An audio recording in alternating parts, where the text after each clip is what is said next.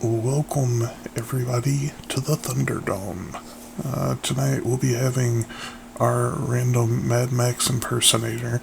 Since Mad Max happened in Australia, and it's based on a true story. And yeah, I'll be your random American fucker. And shamalama ding dong. Let's do it. Episode 90. Yeah, giddy up, dingo, baby, shrimp on barbies, all that kind of stuff, you flaming mongrel. So what's kicking, mate? Uh, you know, um, Apparently this week I had this. Oh shit! There we go. I'm already getting in trouble for not being green. There you go, see? Fuck. It's routine, baby, routine. You got to get the routine down. Okay, there we go. I'm green. So, yeah, I had this like, I don't know. It's either a really good idea or like a really bad idea. But either way, I can tell you, I feel like it's a pretty dumb idea. But what I decided was like I was gonna start picking up a whole bunch of OT this week. Because I figured, like, I've kind of got like some goals bouncing around and percolating up in the old noggin, and like I'd like to kind of get things moving in that direction. So like my thoughts are, like this is gonna suck either way, right? So why not make it just suck a little bit harder and a little bit faster? And like maybe in the grand scheme of things, it's just like condensing your sucking instead of like spreading it out over, like forever. So, yeah, moral of the story is it sucks. So, what's up with you? Well, not too much going on my end, but just to comment on that there. Yeah, the thing is, like, you have the choice, right? You have the choice to do what you want to do. So, as much as it sucks, or however good life is at the present point in time, we have the ability to shift and change and move in the directions that we want to. And if overtime sucks, don't fucking do it, right? And I know that that can be like one of those things where, like, I need money and that kind of thing. Like, yeah, that's true too. But you also need your sanity. You also need your sleep. You need to be able to do a whole bunch of different things. And Well, if you burn the candle at both ends, you're going to end up miserable, right? yeah, no, and I mean, like I'm totally, I get that, and it's something that like I wasn't really sure about, but I mean, I've done it for 1 week. I've made it through. Things are all right. But like what I'm really thinking is, either you can spread this shit out, right? And you know, have time to like come home, watch your Netflix, like play some like games, stuff like that. Or you can use your off days for that kind of stuff. Basically just kill every day that you're at work because you got to be at work one way or another. And I can't say like long term if this will stick or not, but all I know is for right now, my focus is kind of like try to condense, some of these like years on the plantation down into as few years as possible, and then get back to living life instead of you know doing things you don't want to do to keep doing things you don't want to do. Yeah. Yeah, well, that's the thing. Like, when I talk to a lot of people, that's what they're doing. They've got their plan set, their mindset. They're heading towards a goal. They're planning for their future, all that kind of stuff. And the problem that we find is that sometimes we burn ourselves out doing these kinds of things, and we end up working really hard towards a particular goal, and we kill ourselves getting there. And in a number of ways, not just um, metaphorically speaking or anything like that. Just like we are literally like killing ourselves to achieve this goal, and sometimes we end up dying before we reach that goal for the pure fact that we're trying to get there. We're so focused on it, kind of thing. So that's why I keep saying, for people that are burning the candle at both ends and pushing really hard and that kind of thing, like, dude, give yourself a break. Give yourself a break. It's not that hard. It's not that terrible. You don't have to kill yourself to achieve your dream. You want to be alive to reach that dream. So I think it's just something to keep in mind. And it seems to be like a recurring thing for me when I'm talking to people. Is they have the goal that they're headed towards, and they make themselves miserable getting there. And what you find is like when people get there at the end, they're bitter and twisted and hateful because of all the shit they had to go through to get there, kind of thing. And this is one of the things to be mindful of. I'm just saying. Yeah, no, and I mean, like I said, I agree on a lot of that, and I don't think I'll ever go back to doing like what I did once upon a time. I used to work like 60 to 70 hours a week when I was managing restaurants, and I can tell you, like, it was nice because like it made a ton of money, and it wasn't like completely miserable. But what I found happened is like basically all the people that I worked with were like the only people I interacted with, and yeah, I mean you kind of like lose any semblance of actually having any kind of life outside of the place. But like even now, like I'm just approaching this differently. Like even since I've started this whole thing, I mean, we get to do the Saturday night thing like we're doing now, and I still take days off, etc. But I mean, yeah, in the grand scheme of things, I definitely don't want to go back to like zombie mode. But I also, I don't want to spend like the next fuck, dude. I'd rather not even spend like the next year. But you know what I'm saying? Like, I definitely don't want to be working doing this kind of shit until I'm like 60. Like, that's, if that's the game, I might as well just go ahead and check out. Like, that's not for me. Like, to me, this is like the most profound waste of my life that I could even be thinking. But means to an end. Do it for a little while. Get into the position to actually start doing things that I really want to do. Damn it, Cove! You're supposed to remind me, man. We have a theme song now. Like, why don't you ever remind me?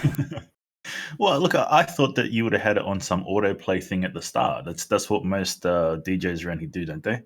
Yeah, but I mean, like, what do I look like a clown to you, man? Hey, well, look, I went to all the trouble of creating the goddamn thing, sending it out there, and put it out there in the universe. What do you want me to play it for you too, man? Like, what do you want? Okay, hold on. Let's do this thing.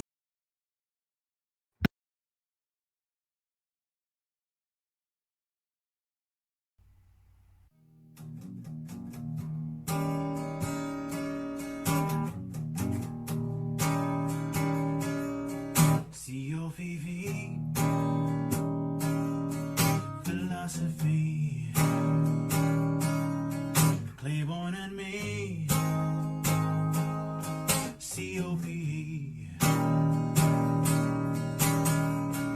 you, me, and Claiborne, coffee and philosophy.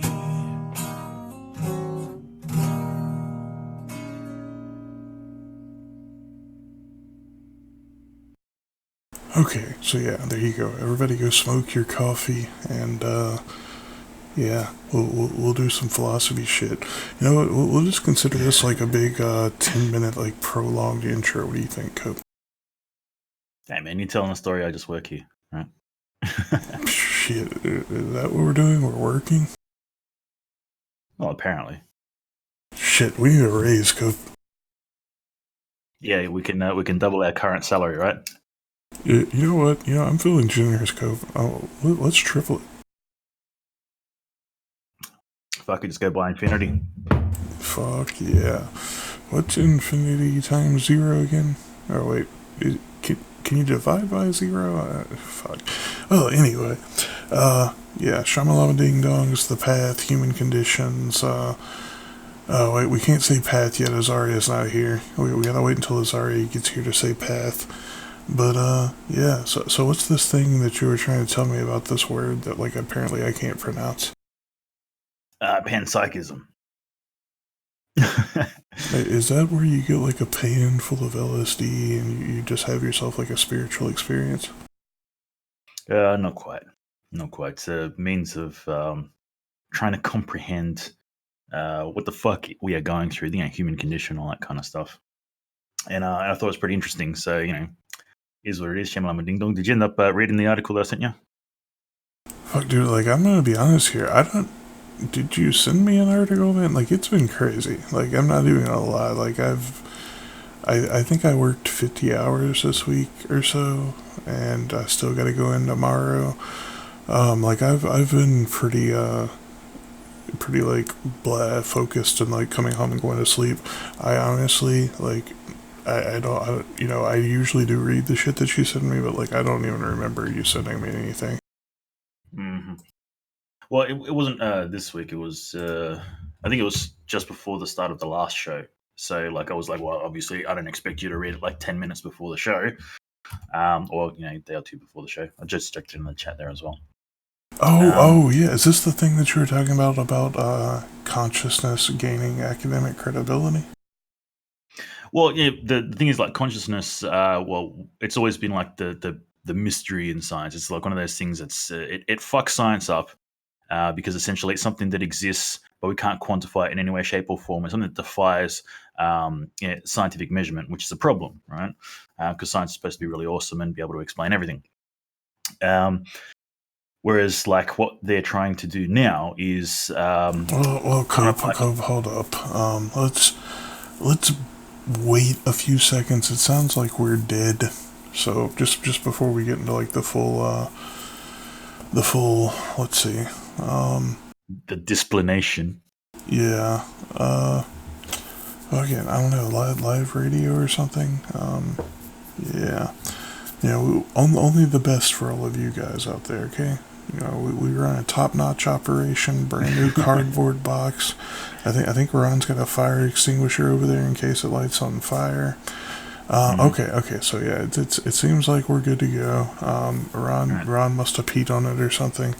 Okay. Yeah, I think it was all on my end. I just attached a new string and a new tin can, so we should be able to hear me nice and clear now. Nice. I didn't think that would work because so being on the bottom side of the earth, I thought the words would fall back down the can. Gravity, man. Yeah, gravity doesn't affect vibrational frequencies, bro. That's 101. We should know. Oh shit. Damn. See, science, man, science.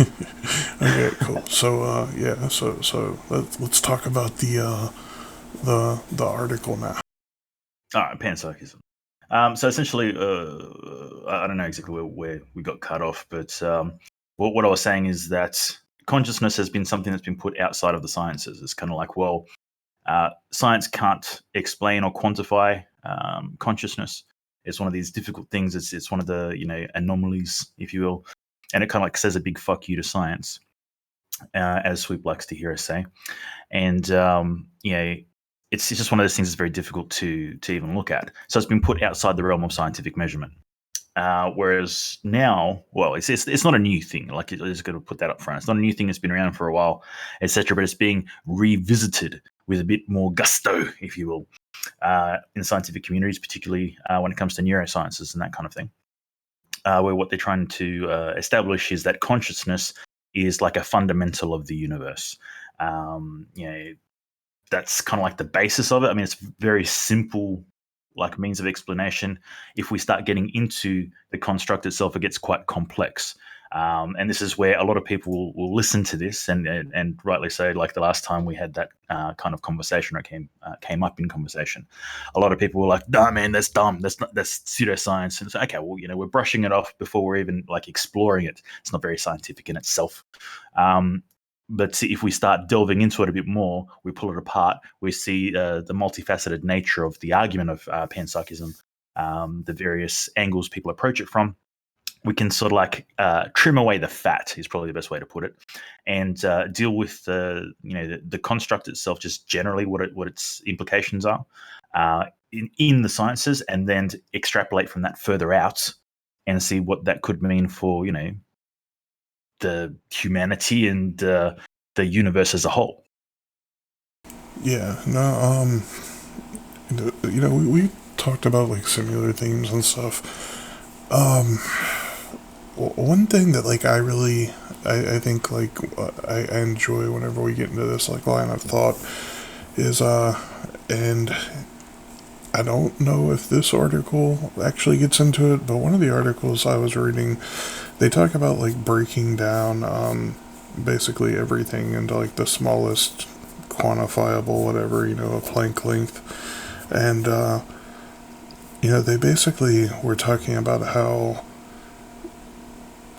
consciousness like originates and creates everything that exists simply by observing itself. So like basically they're talking about like these tetrahedrons, right? Like these little Planck length.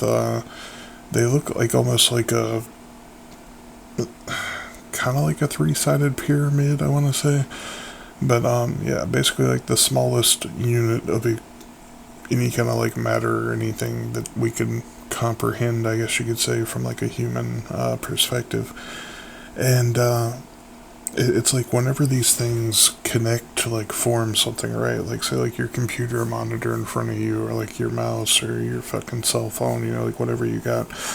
Basically, it's all made up of these tiny things that are.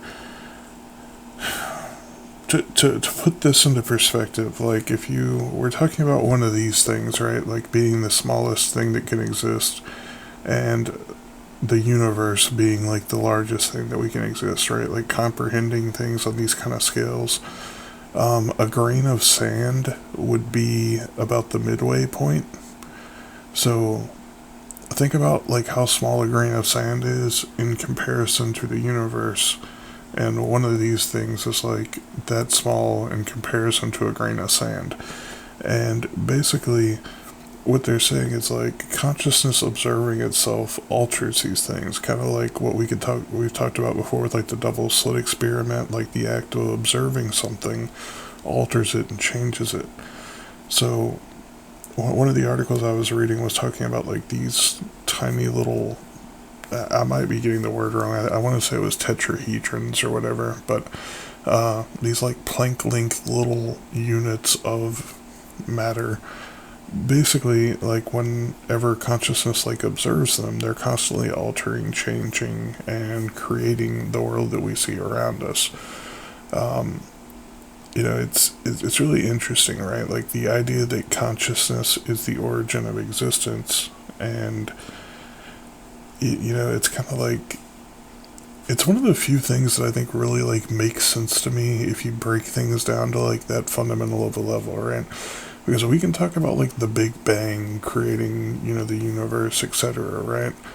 But you gotta think like if there's ever a point where there's literally just nothing, right? Then something has to exist to to do any of this, right? So to me, it kind of like almost ties in with the idea of whenever we get into like holographic universe theory, like we exist in the Matrix, etc. To me, it's like one of the only things that like really, really makes sense, right? Because like even if we start with a completely blank slate, right? Like everything being energy. Energy can't be created or destroyed. It always exists. Then to me, it would make sense that like the foundation of everything that ever existed was energy. But then that would also mean that it always existed, right? Which, I can't, obviously, these are the things that we say you can't really call like a right or wrong because nobody knows. But to me, these are the things that really make me kind of like lean in the direction that we are in some kind of like quote unquote closed system, like like I feel like when I say like the Matrix, people think of the movie, and I fucking love the movie, but that's not what I'm trying to say here. Like whatever this closed system that we think of as existence is, like the confines of our reality.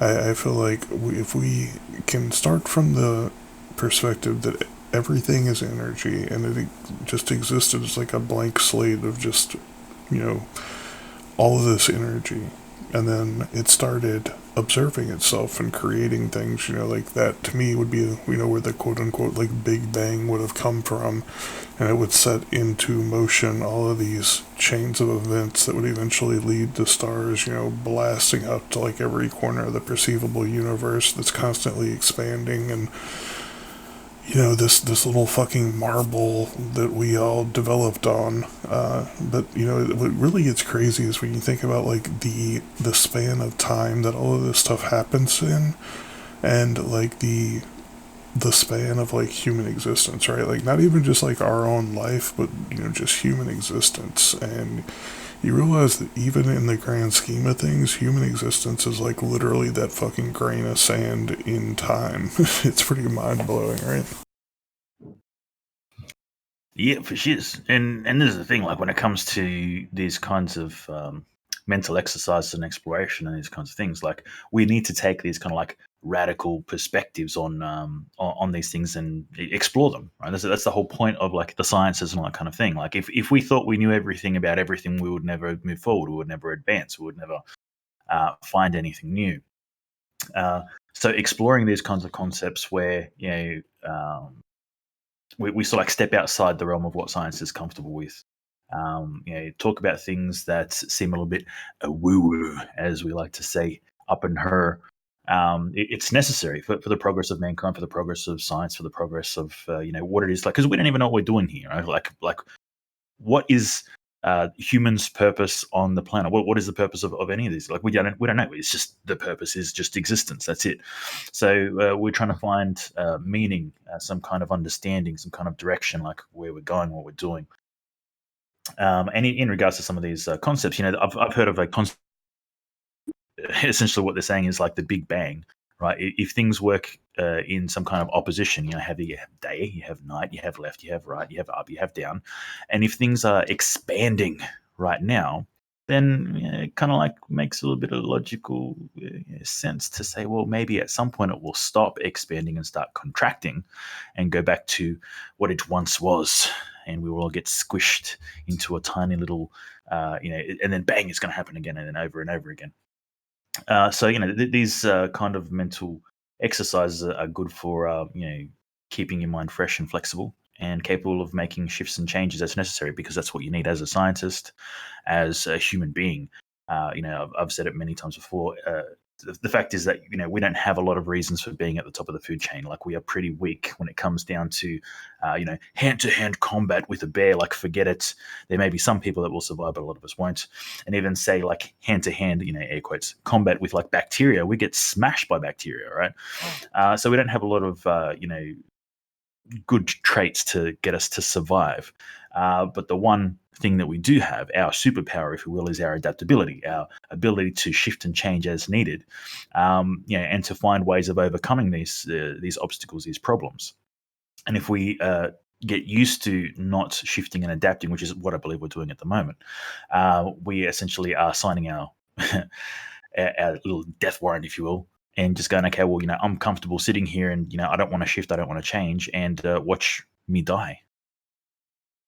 Since we're jumping down this wormhole and looking at what Truth Force just said there about like proof of evolution and things like that, I feel like this is the obligatory time where I have to throw out one of my like. I'm telling you, like whenever I first started trying to like wrap my mind around this, like I thought it was gonna fucking just like break my brain. But we've talked about this, I don't know how in depth we got into it, but like since we're getting into this realm, I might as well touch on it.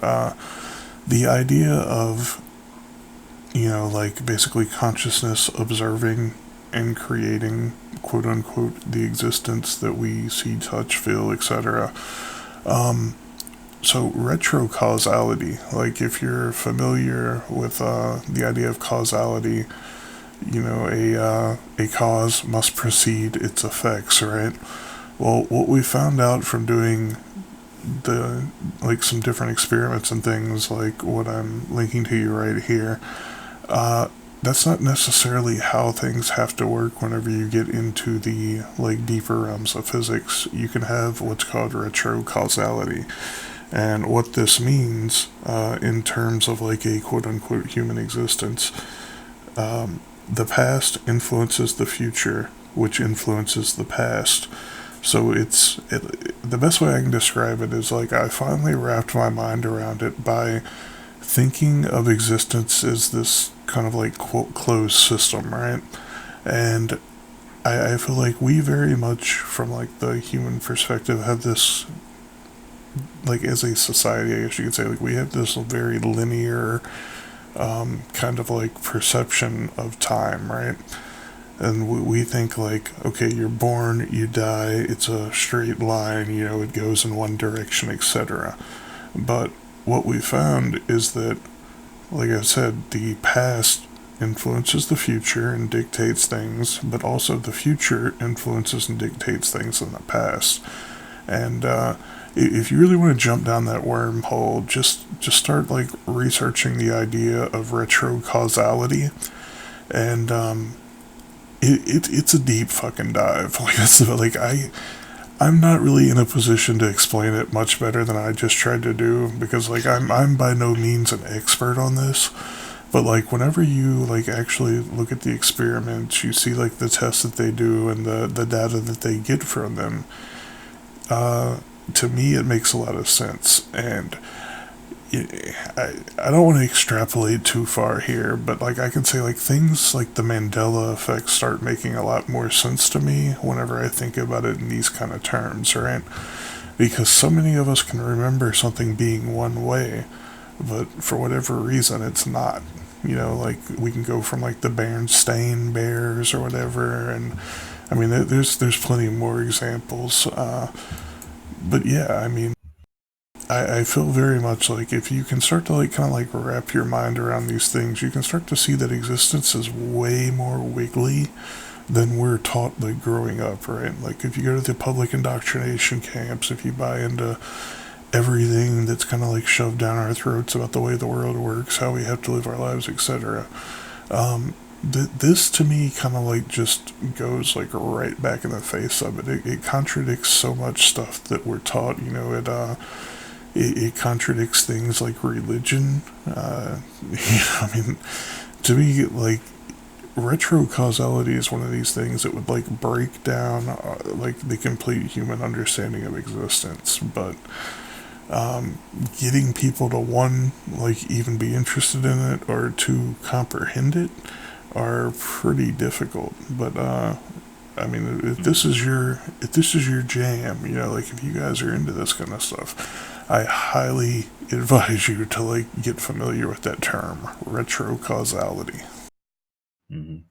And this is one of the things that comes up with the whole, science observing things and that kind of stuff. This is falling into like the woo woo side of things, the stuff that science doesn't want you to look at. And I've mentioned it quite a few times in previous shows. There's a it's going to sound fucked up. It's going to sound weird, but science has its human elements to it. And this is when we're talking about like emotional mathematics and these kinds of things, where because we've applied the air quotes human condition in the equation, it sort of like shifts and changes things. And there's cliques and posses, and there's things that you can study and things that you can't study, and things that you can do and things that you can't do. And it doesn't make any sense, because when you're so being trained as a scientist, essentially what they do is they show you a ruler, right? Because that's all that science is, apart from what anyone else will tell you, Ron.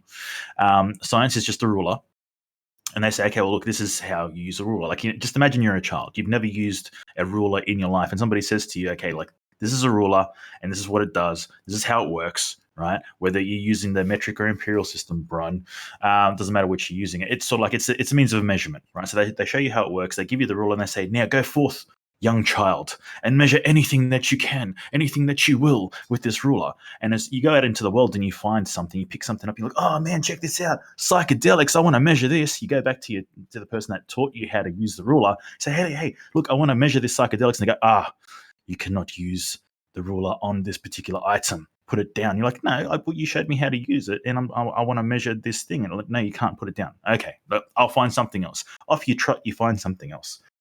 You talk to some person that has some paranormal crap happening in their house, right? Some ghosts and shit. Well, they think it's ghosts. And you come back and you say, I'm going to measure this thing. It's got ghosts and stuff, and I want to measure it. Sounds interesting. And this person says, you can't use your ruler to measure. Like, why? Like, you literally told me I could measure anything that I wanted to, And now I'm going out into the world. I'm finding these things which are, haven't been measured before or have been difficult to measure, and I want to measure it with the ruler that you taught me how to use, and now you're telling me I can't use it. These are the kind of things that I'm talking about when we apply the human condition to these things. There's like biases and feelings and thoughts come into the whole thing, and even though it's something that's mathematical in basis, it's very simple. We should be able to utilize this tool to measure anything that we want to. We find that the human condition intervenes and prevents us from doing so. And this is the realm that we're heading into now, because it's the woo-woo area, right? There's a lot of stuff that goes on in this dark corner of the scientific universe, where when you start looking into these things, people start calling you crazy, and that's not science, it's pseudoscience, it's unscientific, you shouldn't be measuring that. Yeah, and it gets put in that dark corner. As such, there's no advancements in these areas. These areas aren't looked at, and we're left with it being as something it's mystical, right? When realistically, we should be able to measure it. And when we do, we find some crazy shit. And this is what I think it comes down to, is when science gets shown that it is irrelevant in the measurement, right?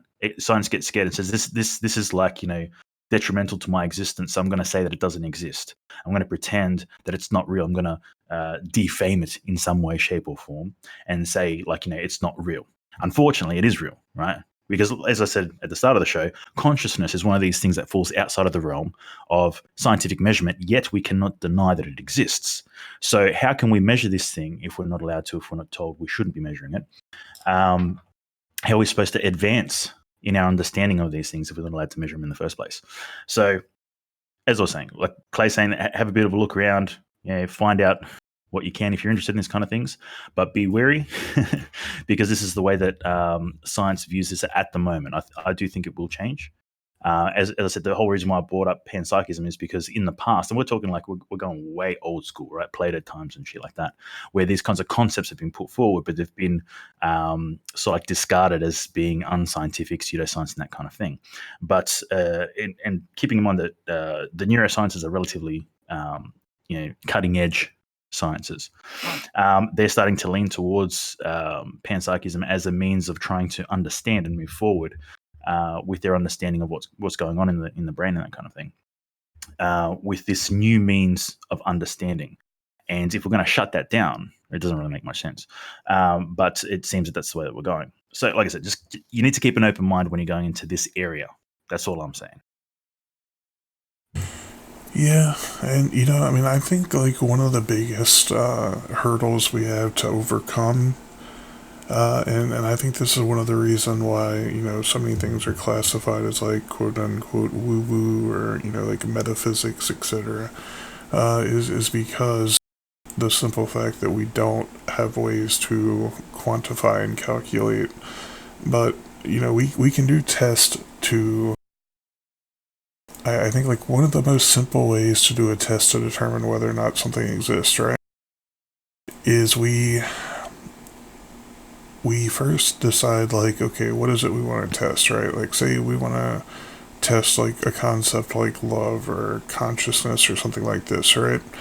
And to determine, scientifically whether or not this thing exists, we think about how the world exists currently. We think about, could the world still function as it basically, does without this thing? And, like we have to kind of like run through it, right?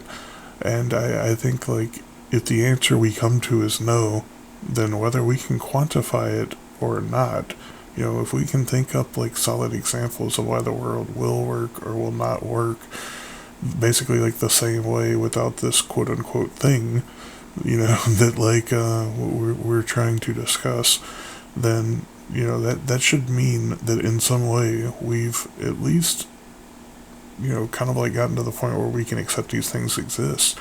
But whenever we get into like hard science, like the quote unquote real world society mainstream, like what's accepted, we gotta realize that so many things aren't technically accepted as like reality, right? Like they're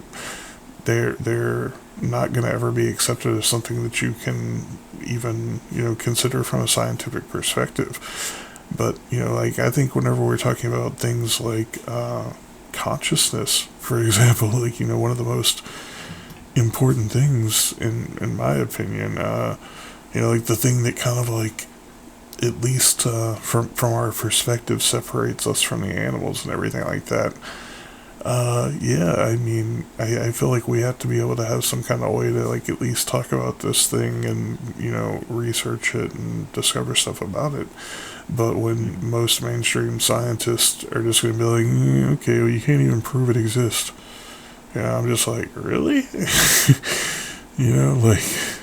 Are you just like full NPC right now? Like, can you not have a conscious conversation with me? But the problem is that the implications of that, because like that seems like a very structured perspective on what the sciences are.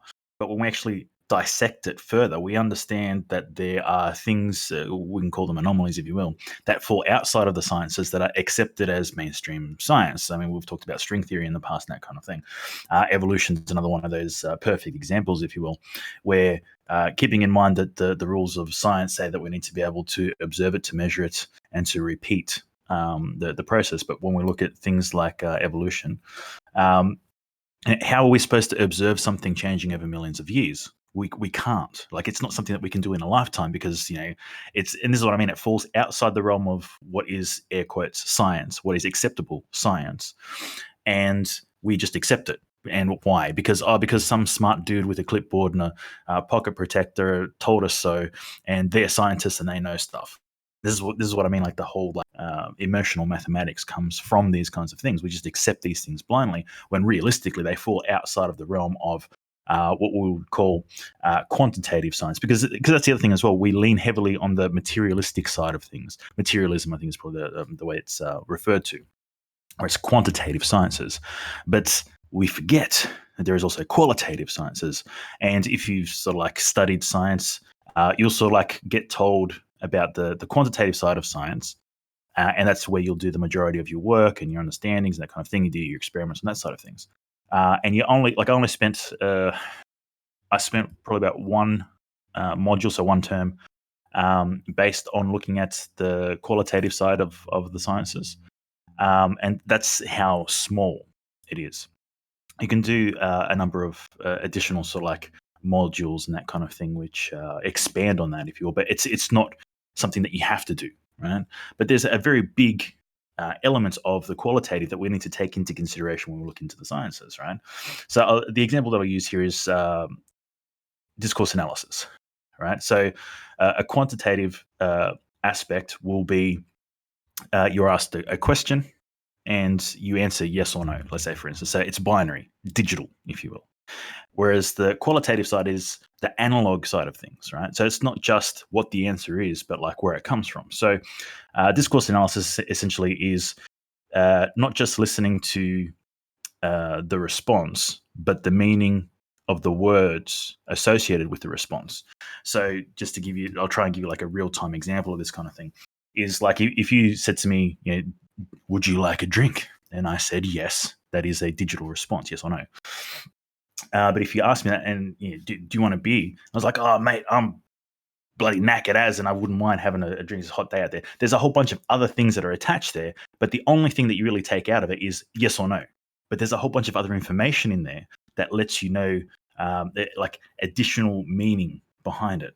Now, we are throwing all that away because that's the stuff that's hard to measure. It's feelings, it's emotions, it's things that are icky when it comes to trying to find out, to attach some kind of number to it and give it some kind of meaning. So we take that, we circle it, we put an X on it, and we put it into the corner, and we just say, they said yes, or they said no, job done, right? So that's kind of like the distinction between the qualitative and quantitative. And sciences have been leaning on the quantitative side of things because look, I'm not saying it's bad, right? Because there is a purpose for these things. And it's been very successful when we start looking at how far our scientific knowledge has come over the past 50 years, 100 years, that kind of thing.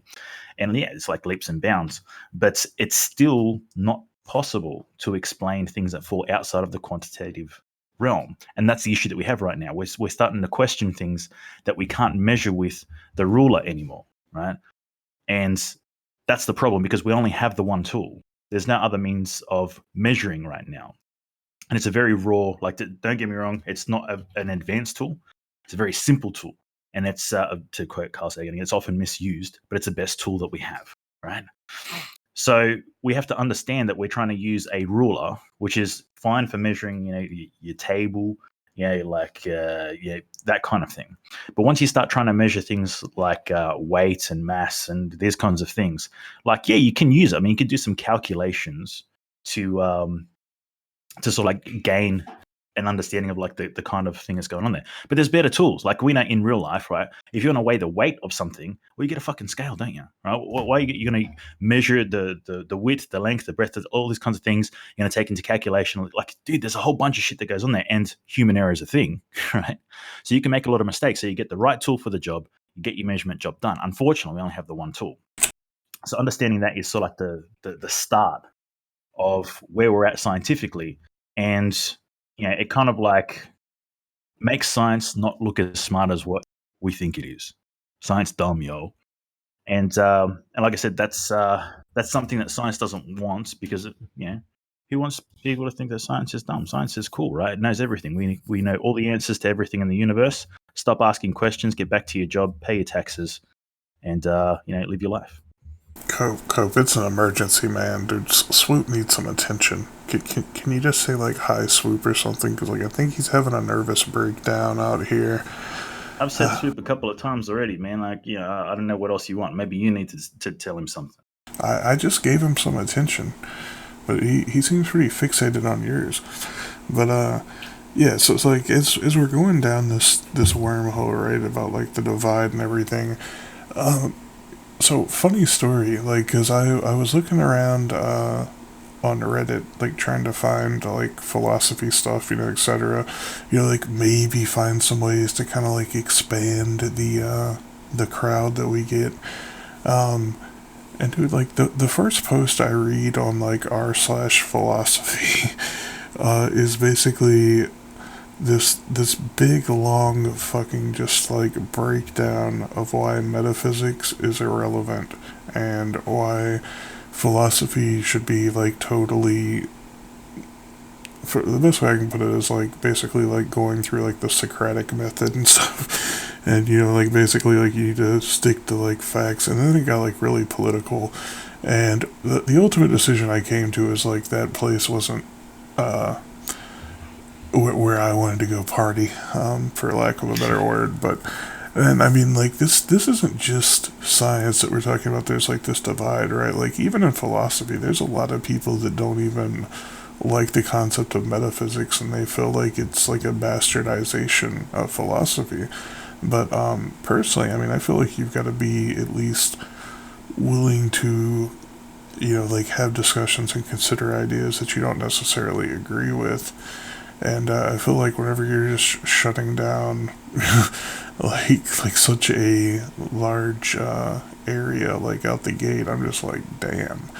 But yeah, I mean it's interesting, right? And one of the things we talked about before is how like whenever, from the science perspective, whenever you want to start pursuing these things and getting into like the more metaphysical side of things and start thinking about the abstracts and things like consciousness, etc., you basically you're gonna get like blacklisted from the science community, and they're gonna basically think of you as like some fucking nutter that shouldn't have any kind of like credentials or any kind of authority in any of the stuff that you're talking about. And I mean, like, this is why people like Timothy Leary and whatever his name was before he became Ram Dass, I can never remember. But, those two guys, like, this is why. Well, okay, we can put it this way. Tim Leary totally kept his name and kept going even after he got, like, completely ostracized from the scientific community. But, like, Ram Dass had to go over to, I think it was, like, India and have, like, all these fucking, like, spiritual experiences, and he came back as Ram Dass and was doing all of that stuff. But, like, my thing is, like, whenever you start going down these avenues or these paths, Zari is here, we can say path now. Yes. you gotta realize like there's a lot of people that are open to it, and there's a lot of people that want to like have these discussions, etc. But there's also a lot of people that will like the moment you start getting into these topics and you start going down these wormholes, they're just like, this dude's fucking nuts, like write him off, burn everything he ever fucking did. It doesn't matter like if you were a goddamn like Nobel Prize winning, like genius. As soon as you start going down this wormhole, most of the quote unquote like official scientific community and stuff, they're just gonna be like, nah, fuck this dude. He's done. Fucking put him on the cross, light that shit on fire. Like they literally want nothing to do with you at that point. But it's crazy, right? Like if your brightest minds and like I don't know if everybody knows this or not, but like Einstein was very much into this stuff. He was very deep into metaphysics. You can read like a lot of his ideas about these kind of things too, right? And like arguably one of the brightest human minds we ever had was into this stuff, and most of the scientific community wants nothing to do with it. Like that, to me, that should be like enough red flag right there to make you think like, what's the deal? Like what's the agenda? What's the objective for not having people learn about this stuff and pursue it? And I mean, it is what it is. There's always gonna be that divide, and I mean, maybe it's like the creationist versus like evolutionary split. Maybe it's just something like that. It's gonna be one of those things that always divides people. But yeah, just like what Cope's meme he dropped earlier is, absence of evidence is not evidence of absence. So like you can't just disregard things because it's inconvenient for you. And Well, you can. That's oh, what okay. people do. Right. I mean, you can, but I mean, I think like ultimately, it like the end result of that is you basically just become very ignorant. Well, look, I'm going to drop another meme in the chat here, and I'd like to hear what your take on this is, Clay. But it's something that I've sort of like looked at many times, and I've seen a lot of scientists. I'm talking like scientists, right? This isn't just like like you're saying Einstein and that kind of thing. Scientists that are well known for their work and that kind of thing have very similar concepts, and particularly when they approach the sciences, because they come into the sciences thinking much like myself. Like I've heard my story repeated multiple times in a lot of scientists, and we're all scientists. Let's just say just straight off the bat, we're all scientists. To what degree may vary, but we're all scientists.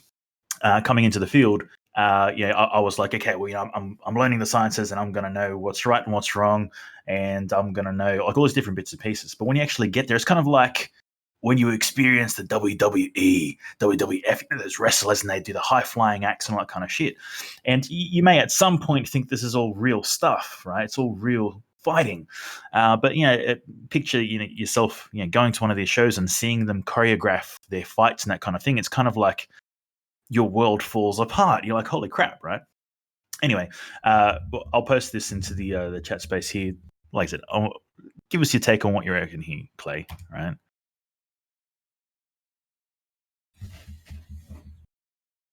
Because essentially this is what happened to me. Right? I was like, yeah, and then I started looking into it, and I'm like, oh, holy shit! And by the time I actually, learned what I learned about the things that are things, and I do's what I do's and I be who I be's, I was basically I'd had this experience where I was just like, holy crap! Like it's chaos theory, but there's organization in the chaos. It just doesn't make any sense. And I actually had more questions than answers by the time I was done. Yeah, no, it makes a lot of sense to me, right? I think you have to realize there's the opposite sides of the coin here. But yeah, you know what, LP? It is fucking popcorn time. Let's have talk crypto, LP. Yeah, let's talk some crypto. Let's have a goddamn rant. Why are all you peasants here? Where's my money?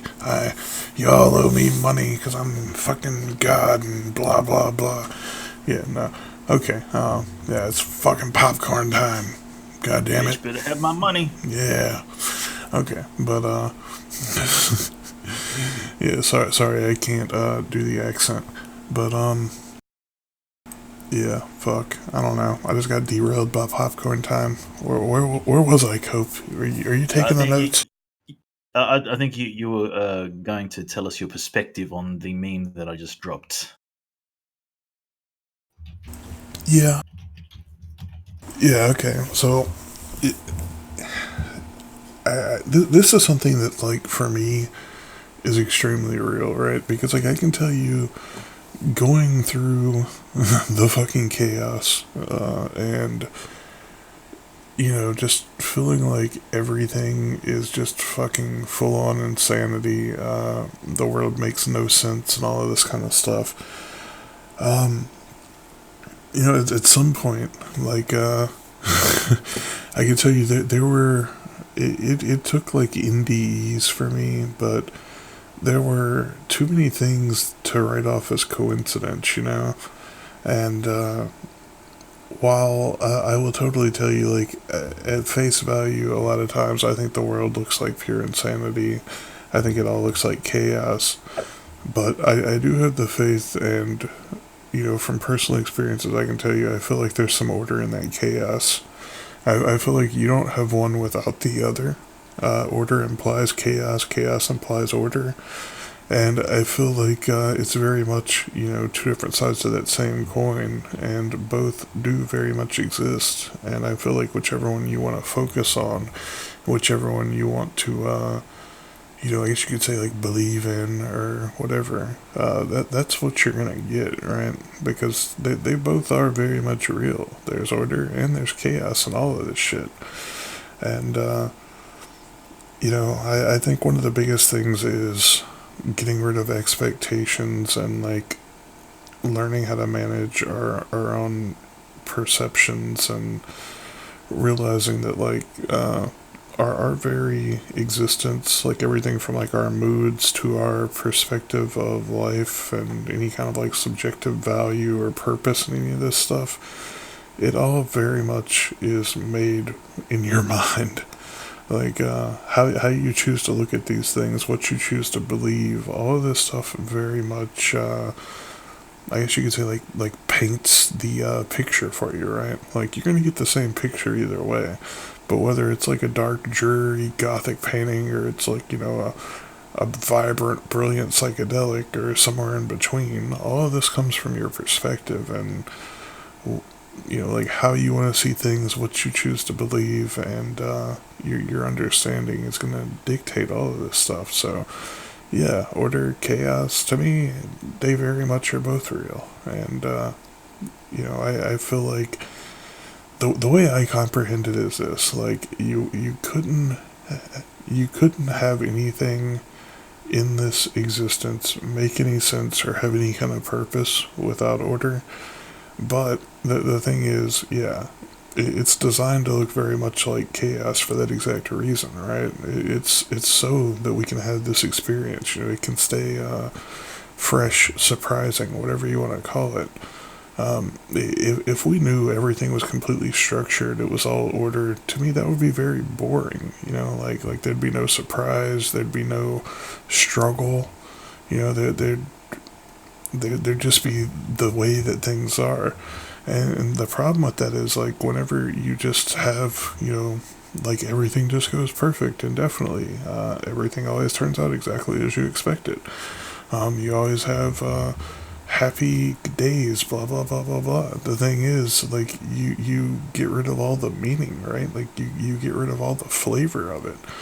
Like, you can't have good without bad. You can't have happy without sad. You can't have order without chaos. Like, it doesn't work, because it would just be like a flat, neutral, no flavor existence. And, whether we can see it right now or not, I can tell you it would get very fucking boring.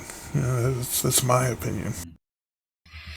Yeah, and that's kind of like the reductivity. I think it may be the term to use. When we remove the qualitative aspects from the quantitative aspects, they come together. And this is the thing: like, the sciences peel the qualitative aspects and pay no mind to the qualitative aspects, and it's an issue, right? And it kind of like leads to the the issue with panpsychism, that is, of the hard problem. And yeah, look, that's not an erection joke. There's no sexual stuff going on here. It's called the hard problem. That's what it comes down to.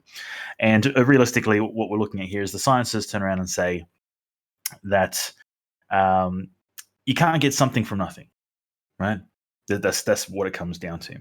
But somehow, right, throughout our human experience, the human condition, if you will, we have consciousness emerge from nothingness, right? And that's a problem as far as like, because science can't put their finger on consciousness, where it exists, where it resides. Is it in your brain? Is it in your soul? Is it in your heart? Is it in your stomach? There's a lot more neurological connections in your stomach than anywhere else. And this is what I mean. Like, there's this hunt on for where consciousness resides, and we can't even put our finger on it. And this is where the panpsychism comes forward and says, well, it's possible. I'm not saying that it is, but it's possible that if down to the smallest structure that we can perceive and those that we cannot perceive contains some form of consciousness, this could give us an understanding of that, the existence of consciousness in something where there, like, we can't pinpoint it, right? It does create another problem, which is the combination problem. We can get into that a little bit later.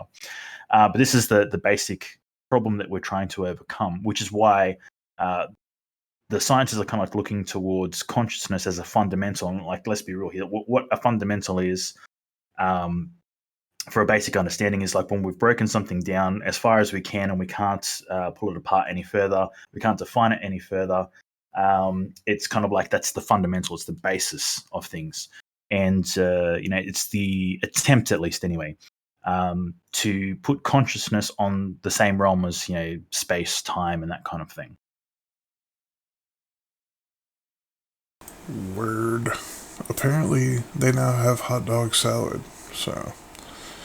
I mean, you can put hot dogs in anything, man. Like, I've heard of plenty of people doing spaghetti with hot dogs, man. Yeah, like the hot dog crisis. Chocolate starfish, hot dog flavored water, all that kind of stuff. You can put hot dogs in anything. Yeah, I got this feeling that Swoop's probably just like sitting there eating like raw, straight out of the package, still got the weenie juice dripping off of them hot dogs while listening to Wicked Game every night. You got to do it, man. Look, I'm drinking my Tanqueray straight out the bottle, man. And dude, you got to live your life. You got to live your life, man. You want to eat them hot dogs straight out of the packet? Do it. Oh, dude, gin. Oh man, I guess random alcohol interlude. Since it seems to be popular with the audience. Yeah, dude. Man, gin was like one of those few things I could never stomach. Well, yeah, it's drier than vodka to me. It's like literally the driest, like, just alcohol there is. I don't know. I mean, like, I think that's some of the appeal. Like, I think a lot of people like that for that very reason. But I don't know. I'm just, God, like, as somebody that like liked and enjoyed kind of like the taste of rum. Like, to me, I think gin is like the actual opposite of rum, as far as like a texture, taste, and if you like it, go for it. I'm just. Yeah, man. Like, as an Australian, basically, as long as it can get you drunk, I'll fucking drink it. That's what it comes down to. Yeah, that's the rules for Australia. But yeah, like I said, you gotta do what you do. You gotta be who you bees, and you stick to what you know, stick to what you like. It's your life, live it. But rolling back to the whole consciousness issue, right, that we're trying to tackle here at the moment. The thing is, like, consciousness is something that we can't really account for, but it's something that we all have. Right? It's undeniable, right, that we have consciousness, and we want to understand ourselves. We want to understand the universe, the place that we live in, that kind of thing.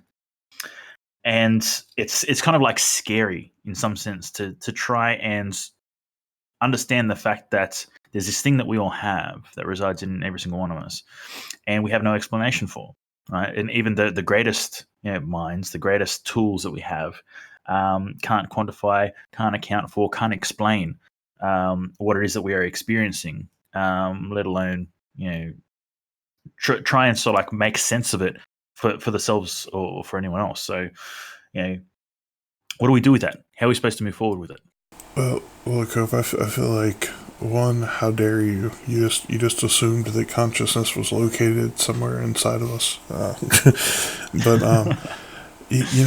the only way that a lot of this makes sense to me, and like I said, I mean, so much of this stuff, like I feel like I gotta throw out this disclaimer here, like to understand like where I was coming from, and like how I was able to like get back into the place where I am now, for whatever that's worth, whatever your perspective on that may be. Uh, I feel like it's very important to understand that like I was completely just like broken down into like a blubbering mess. Like I don't know how else you could put it, right?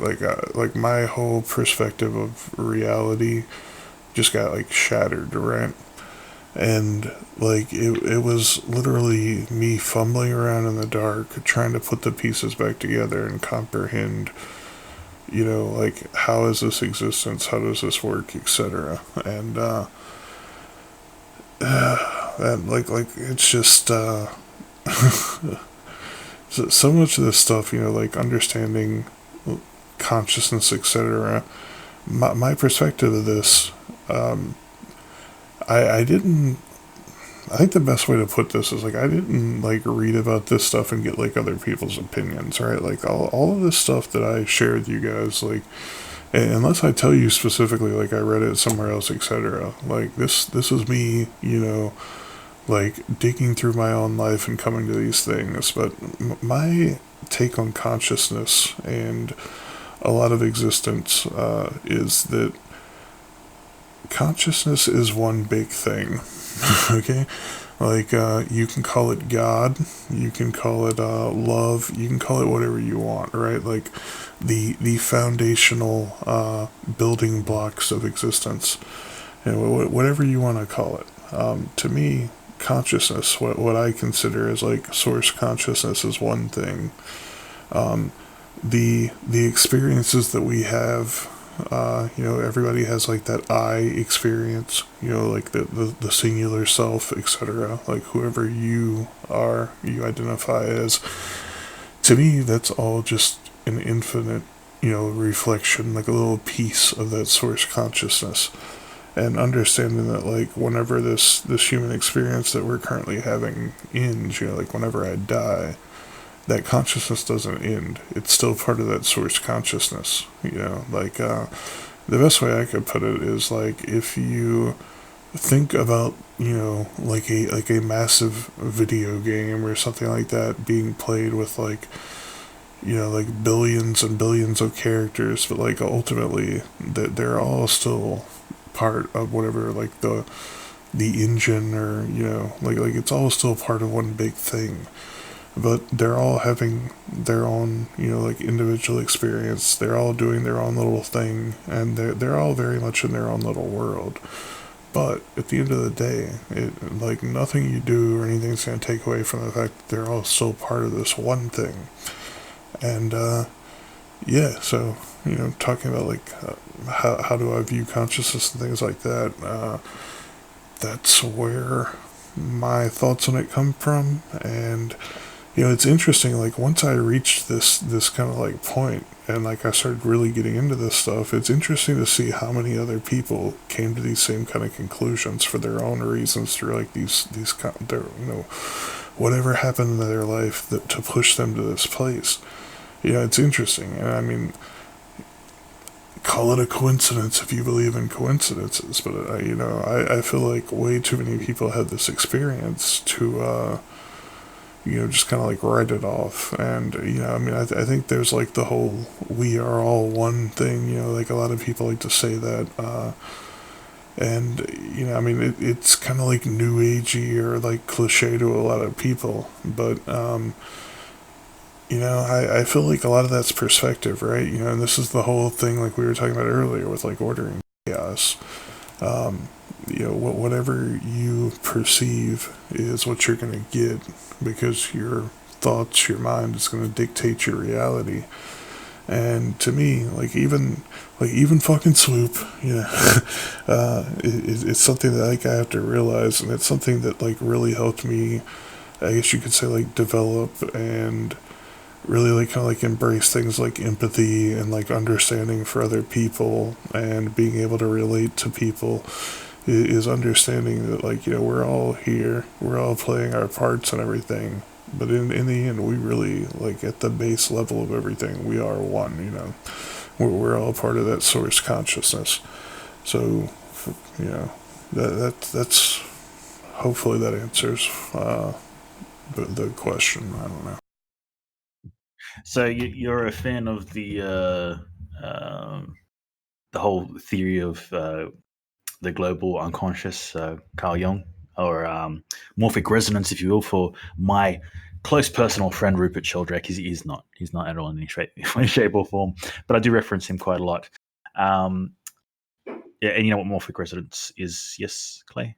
Yeah, I mean, like I can tell you this much. I think Jung was like a freaking genius, and we've had this discussion before, and like my exact perspective of this is like Freud started going down the path, and we for whatever reason, I can't tell you. Like I don't know if he couldn't see the whole picture, if he like got chicken shit out and didn't want to get labeled crazy, whatever. I feel like for whatever reason, Freud didn't go the whole way. You know what I'm saying?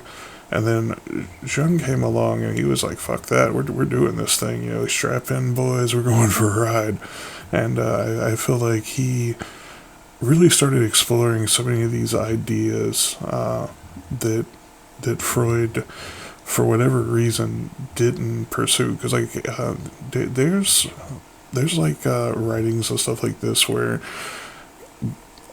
there are things where Freud like flat out like told Jung no, like I don't want to hear that nonsense, blah blah blah, right? But you gotta look at like what's come out of this, right? Like we now have things like psychoanalysis, right? Like we now have like some kind of like foundational understanding that you have to be able to like look at people as people, no matter what they do, no matter what their quote unquote like mental illnesses are, etc. And like kind of like work at things from this direction, kind of like dissect the issues and figure out how to fix things, right? Like Jung really did a lot for mental health, in my opinion, and I think there's still a lot of work to be done. We still had to do a lot to get rid of the stigma. But yeah, I don't know if you could say like I'm like a Jung fanboy, but I feel like he did a. I don't know. I don't like to like put down on Freud for like all I'm saying is for whatever reason I feel like he didn't go all the way, but I also feel like a lot of his work was fundamental to Jung, like being like a building block. So yeah, if Well, you're asking like which way I Freud. lean, definitely Jung. Well, Freud did, train Jung and take him under his wing and that kind of thing. So that there's a relationship there, and it's like one of those things. Is like, would the theories really have come out if they were working independently and they had have never met? We can play the what if all that we want to, but the fact is that the work is what the work is, and it's been put out there, and. Yeah, so like what you were saying before in regards to we're all one, we're all connected, we're all cope kind of thing. So as I was asking, if you lean on the whole global unconscious kind of thing, and because Rupert Sheldrake is basically a parapsychologist, if you will. That's what he's referred to as, and you should not reference him in any psychological papers, or you will be um, put down a letter grade, right? And this is something that I understand is a phenomena, if you will, which is worldwide, and it did happen to me. So I can tell you firsthand, it does happen. You reference Rupert Sheldrake, you will be um, taken down a peg, if you will, by your scorer, lecturer, that kind of thing. But essentially, what Rupert Sheldrake did was with the global unconscious, which, for those that don't know, is essentially like the 100th monkey kind of thing, where we're all connected, and if one person learns something, with the 100th monkey thing, is kind of like you take a monkey, you teach him how to do something, and then somewhere on the other side of the world, these monkeys just learn how to do it just magically. It's kind of like they're connected, right? So there was this concept of global unconscious where we're all connected. We'll have a united consciousness, if you will. We have our own experiences, but it kind of like pools, if you will, into this global unconscious. Now, Rupert Sheldrake took that one step further and said, well, it's not just humans, because, humans, we've got this whole ego thing, and it drives a lot of things that we do. So a lot of the times we think that we're special, right? So it's only humans that have these experiences, which is bullshit.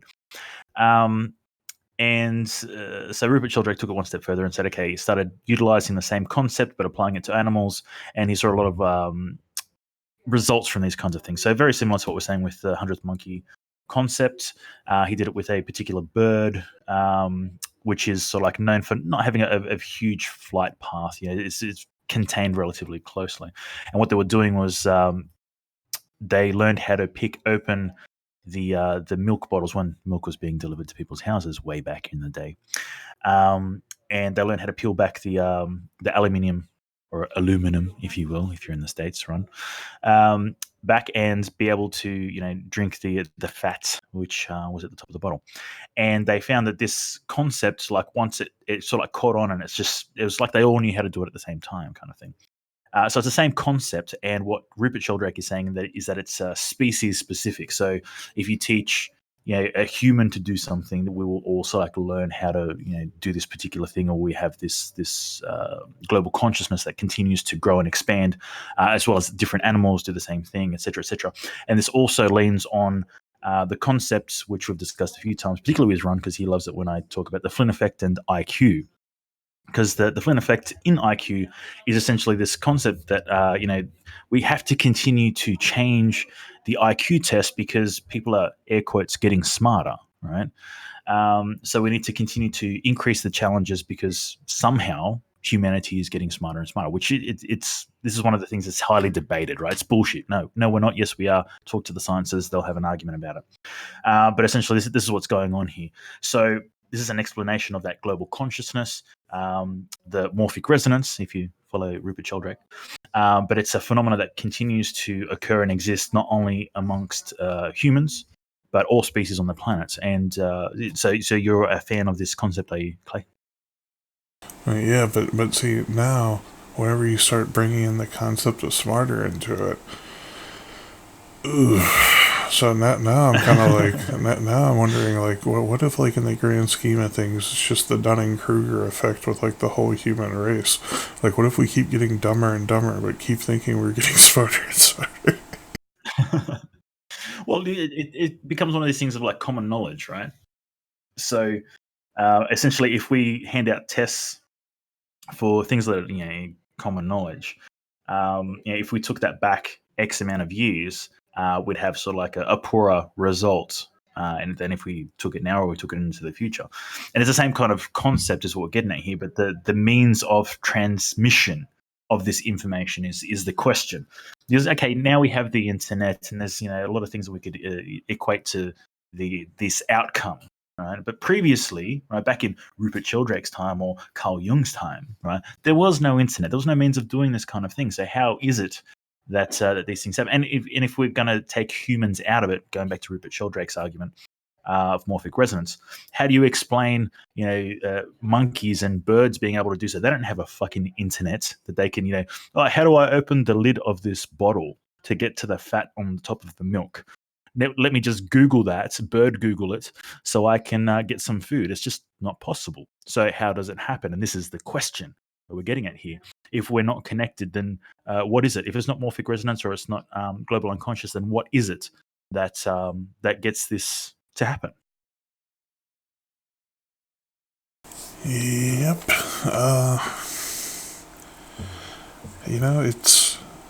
It's interesting, right? Like,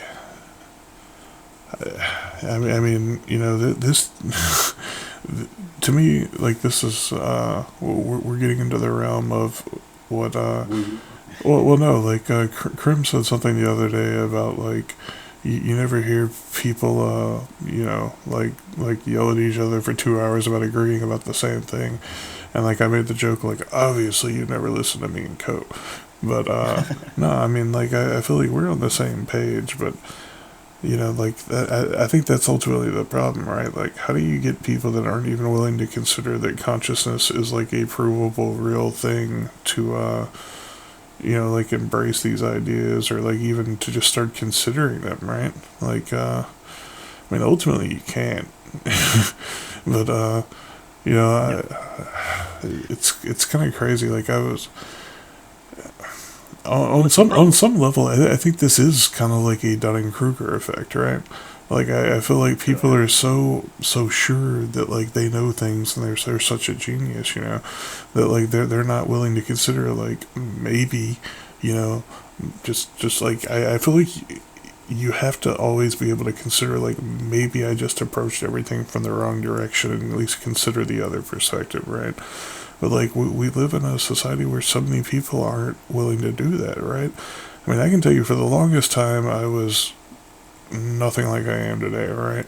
But it took me like literally breaking down my own beliefs, like really like just examining and figuring out like what do I actually believe, like what's really true, and what are all the things that like I picked up on and think that like I know because like I picked up on this through like the public education system or like, talking to other people, like being able to break down our own bias and our own learned bullshit and figure out like what's really real to me, like what's really true.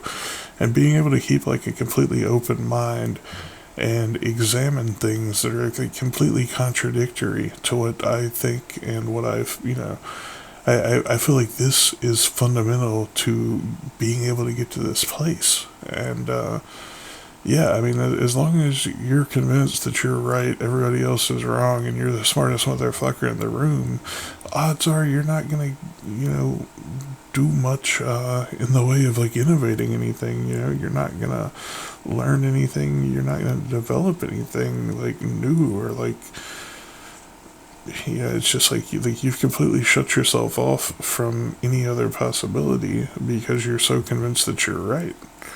And I mean, in the grand scheme of things, who knows? But I mean, I feel like at least being able and willing to consider things that are outside of your comfort zone, being able to like break down your own beliefs and figure out like what's real, what's learned, what have I just been told and like picked up and like internalized to create all of these things that I believe dictate reality.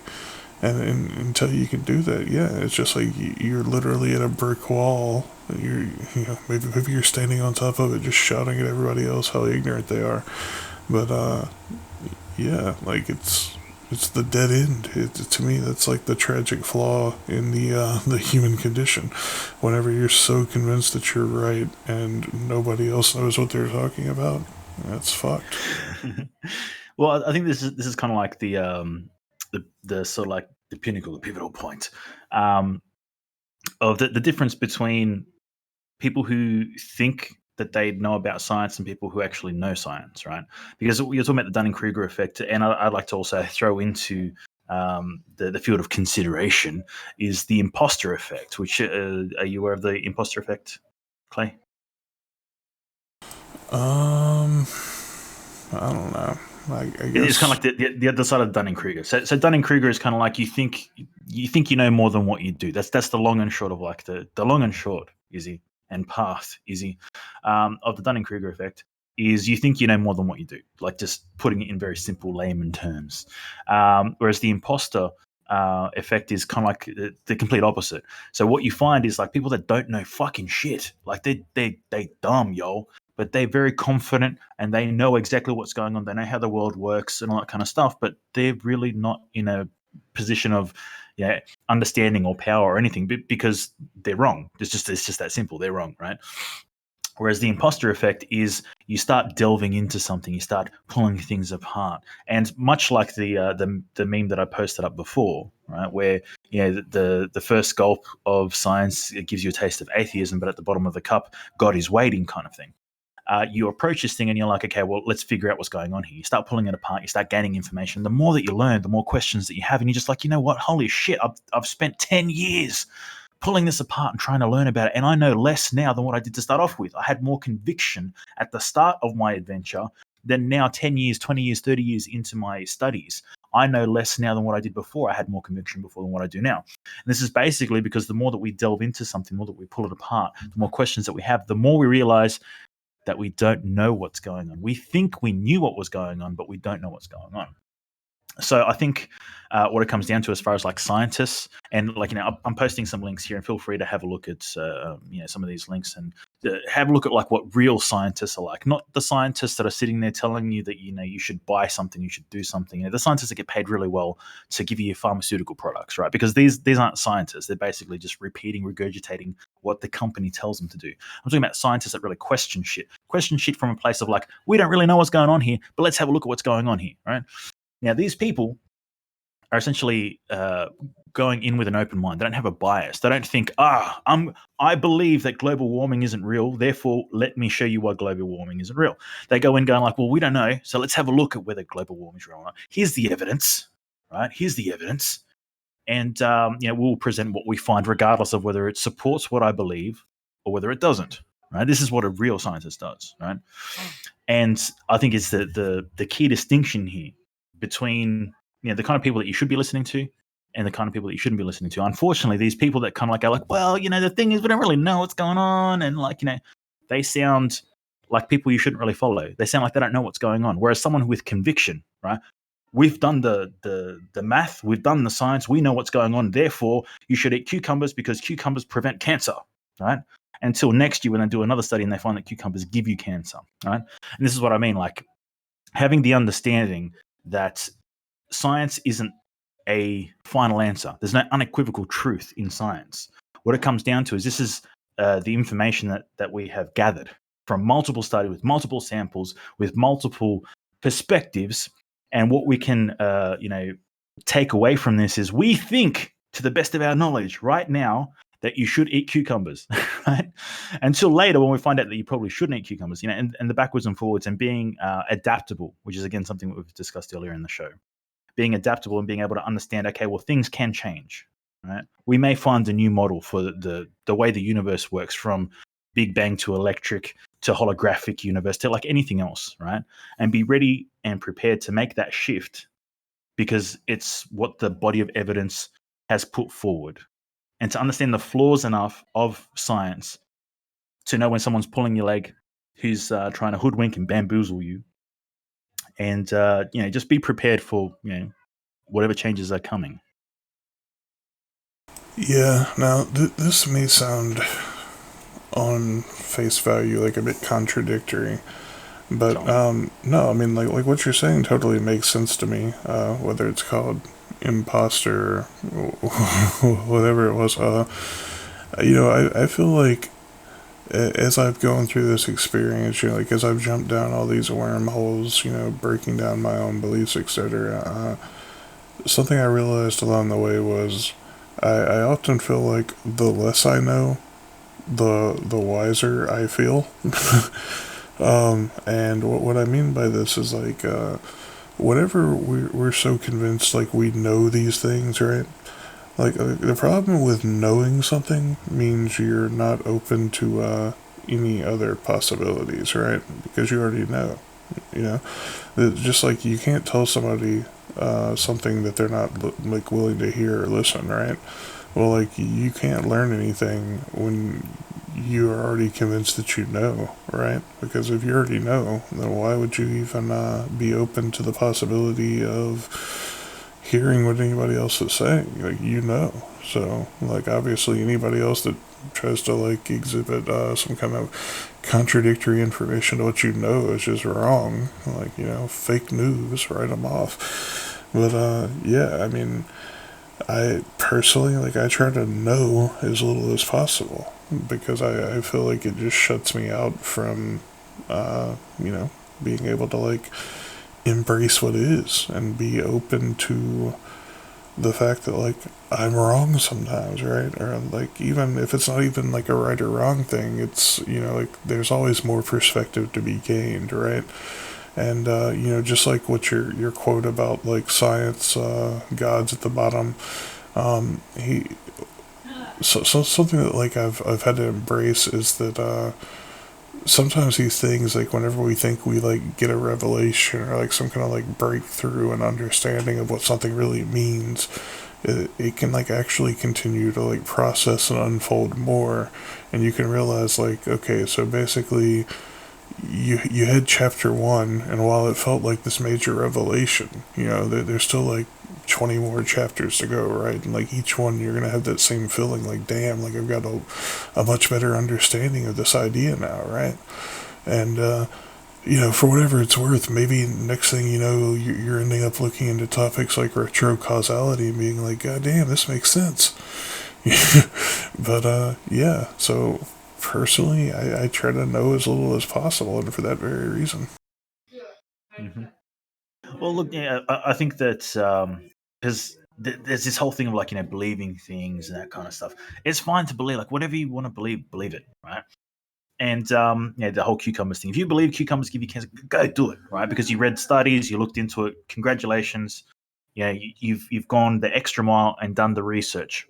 But just be prepared to shift. That's the main thing that I put forward is, you can believe whatever you want to, but don't be so dismissive of information that kind of like goes against what you believe, goes against what you perceive, what you think, what you feel. Because again, going back to the whole adaptability thing, we only adapt when we need to. I mean, if things are working, then why are we changing things, right? But we need to be ready for that shift, for that change when it's coming, because like it's our superpower. That's what we do, right? We are highly adaptable beings. We can change the way that we think, our patterns, even our habits. Right? There's a lot of people addicted to smoking, addicted to different bits and pieces. These are like things that we're attached to mentally and physically, because there's a considerable contrast between a physical addiction and a psychological addiction. But either way, it's an addiction. We are addicted to these things, whether it's methamphetamine or whether it's playing video games or sex or like anything else. We can have these attachments to these things, but we can change these things. The first thing we need to do is recognize that there's an issue in the first place. So, for someone who wants to quit smoking, right, they see the ads on the television all the time. They know that it's no good for you, all these bits and pieces, but somehow they just keep tricking themselves into thinking like, I won't be one of those statistics that dies. I'm going to be fine. We convince ourselves of things that are completely untrue when we look at the statistical values of this. But what it takes is being able to look at these things and going, okay, well, let's be real with what's going on here. Let's take a look at what's going on here and go, all right, I am a human being, right? The human condition. And I do believe that, I'm going to be fine, air quotes, if I continue smoking, but that is an illusion of the mind, right?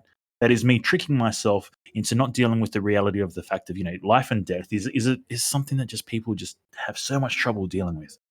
Our own mortality is a big thing for us to deal with. And it's something that we're avoiding. Therefore, we are going to be that special one. We're going to be the one who, manages to smoke until we're 105 years old and I never get lung cancer. Meanwhile, there's people that have never smoked a day in their life and have got lung cancer. Right? And you're just adding to it by smoking cigarettes. We continue to trick ourselves. Right? This delusion. Right? So if we can be real with ourselves and go, okay, I'm a human. I do what humans do. Let's research what humans do. And in these situations, they do this, that, and whatever. And what I'm going to do is be aware of these things. I'm going to be able to recognize these things. I'm going to be able to apply interventions when I do these particular things, right? When I get into relationships that aren't good for me, when I trust people that I shouldn't trust, when I, put money into Nigerian print schemes, right?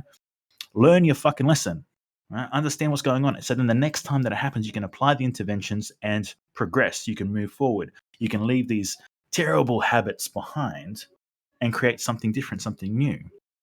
And this is why I keep saying it's not that you shouldn't believe things. You can believe whatever you want to. You have the right to believe whatever you want to, and to act in particular ways based on those beliefs. No problems, right? As long as you're not hurting or impacting other people, you can do whatever you like.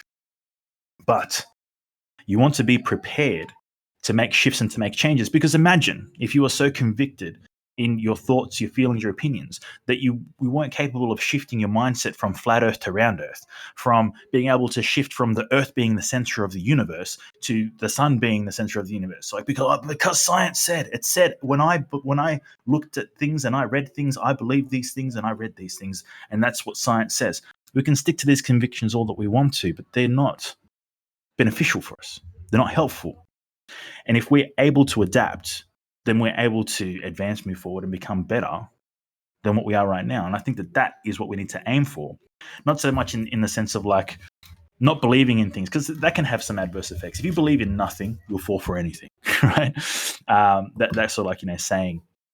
So it's something we need to keep in mind. It's not just not believing, but just believe whatever you want to, but just be ready to shift when the evidence shows things differently.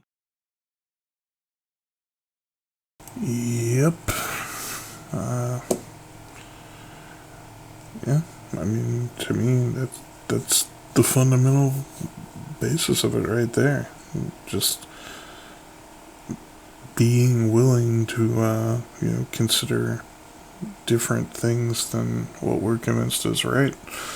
Like, think about how many people, like, never question any of the things they learn in school, right? Like, it's really crazy, just like what a tragic lack of critical thinking skills I feel like we develop, at least in the public school systems, the indoctrination camps that I went through. I feel like they're very much designed to not like actually make you a critical thinking being. Like they want you to learn, memorize, accept, and not question the things that they tell you. But I think like we have to realize that there's obviously some kind of like agenda involved in that, right? Like, why would you not want people to question these things and figure them out for themselves? Like I don't know. It is what it is, right? But like to me, whenever you just accept what other people tell you at face value, it's one, you're like basically taking in other people's bullshit, and yeah, it's like sometimes it's good bullshit, but to me, like the problem is you never really get to know like what you actually believe, like what you actually, like what do I actually think? It's like, no, I regurgitate things that I was told or I read somewhere. It's like you got to be able to step past that. Like fuck that. Like, why? Like, what do you believe? Why? Oh, well, because so and so told me. Like, no, that's not a legitimate reason. Like, why do you believe this? And I feel like whenever we get to that point that we can really start like breaking that shit down and really start questioning it, that's when we can start to actually answer things, like, well, what do you think? Because if anytime you're having a conversation with somebody and they ask you, what do you think? And you just start like regurgitating facts that you got taught out of like a 20-year-old book in a classroom where you were forced to go in attendance, like to me, that's a severe indicator of like a lack of any kind of critical thinking skills. But, yeah, I don't know. I feel like we got like 27 minutes left here, Cope. So you want to start making weird noises for 30 minutes worth of that. 30 minutes worth of crazy noises, man. I ain't doing that shit. Hey, look, I wanted to sort of comment there. And this is what I found during my time studying at higher learning and all that kind of crap. Is that's what they want. They want you to regurgitate stuff. They want to tell you this is what stuff is and this is how it works, and you're going to tell me exactly what I told you. Tell me, go do it. And if you can regurgitate the crap that they've shoved down your throat in the means that they want you to do so, then you will get a little gold star, you get a little badge, you get a little piece of paper on the wall saying you can do stuff, and you feel like you've achieved something, like you're worth something. Because you just repeated what other people told you. So they want to teach you like what to think as opposed to how to think. And once you actually start thinking for yourself, and this is something like we've got to understand this is how it works, right? Once you actually start thinking for yourself, that's when shit starts getting bad for you. This is when you start getting cast out of communities, out of the scientific board of education. They don't want like etc. etc. When you start actually thinking for yourself, going like, well, you know what, this doesn't make sense here. Like, okay, you start thinking for yourself, and it's like, no, you can't do that. You either do what I tell you, and you get gold stars, and you get a little piece of paper on the wall, or you go against what I say. We're gonna mark you down. We're going to make sure no one reads your paper. We're going to make sure that you don't see the light of day. And this is something we need to understand. This is how it works, right? This is the structure that we're operating by right now. And I've been in that system. I've seen it, and I've defied that system myself. And I was just like, yeah, look, I'm not going to continue being part of this shit because it's an illusion. It's rubbish. It's a hoodwink, a bamboozle, a gambit. And I would rather not. Like, yeah, okay, I've got a piece of paper that says I can do stuff. It's not really worth anything. I'd wipe my ass with a goddamn thing. But like for that amount of time, I was capable of regurgitating the same thing. And when I started thinking for myself, and like I said, this whole Rupert Sheldrake thing, the reason why I keep harping on the guy, not so much because I like his work and all that kind of thing, but just, okay, how fucked is the system that you can't mention a person's name? Even, and like, I wasn't saying anything crazy about the individual. I was just referencing them in a paper, which was relevant. It wasn't just like something I did out of nowhere.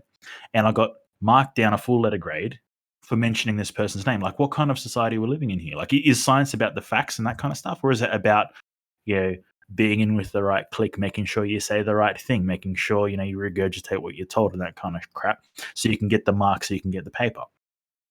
We need to understand that this is how it works.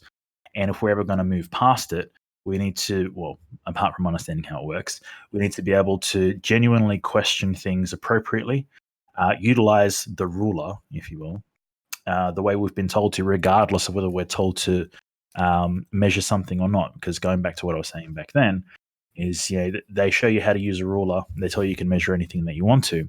And when you try and measure anything that you want to, they tell you you shouldn't be measuring that. So, part of it is defiance, but in the right way, so we can progress and not be part of the indoctrination camp and that kind of thing, and step away from the whole keeping the cogs and the wheels turning, and say, you know what, we need a new fucking system. We need a whole new fucking system because this is bullshit. Yeah. So to touch on what Azari is saying here, to me, that would be like a major indicator of, I guess you could say, like their at home life. Like how their parents treat them, etc. Yeah, I mean, personally, I grew up in a household that was kind of like that. Like you do what you're told. What I say is what goes, etc. And yeah, questioning things was not necessarily smiled upon, I guess would be the best way to put it. But yeah, I mean, to me, I feel like that would be the most important and foundational thing you can do for like raising a child, right? Like, allow them to develop their own critical thinking skills, like allow them to develop their own beliefs, allow them to figure out who they want to be, etc., right?